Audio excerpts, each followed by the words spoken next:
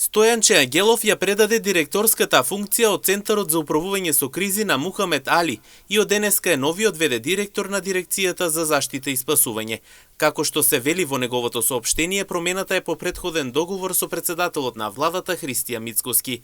Ангелов вели дека Дирекцијата за заштита и спасување затекнува во лоша ситуација и истата подолго време се наоѓа во агонија со недостаток на пилоти, проблеми со сервисот без подпишани договори со тимови за брз одговор, како и со тимови за гаснење на пожари на отворен простор. Дополнително посочува дека некои од тимовите немаат опрема, како и обука и физичка подготвеност. По претходен договор со председателот на владата Христијан Мицкоски, разрешен сум од позицијата директор на Центарот за управување со кризи.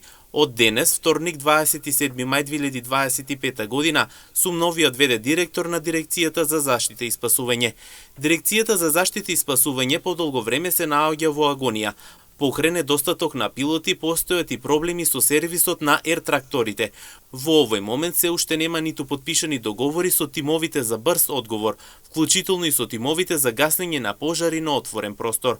Воедно некои од потенцијалните припадници на овие тимови ја немаат потребната опрема, обука и физичка подготвеност. Инспекцијскиот надзор на противпожарната заштита е во исклучително лоша состојба, недостасуваат сериозен број на соодветно образовни и обучени инспектори, но постојат и сомнежи околу исправноста на дозволите кои ги издава Дирекцијата за заштита и спасување, рече Ангелов во својата изјава.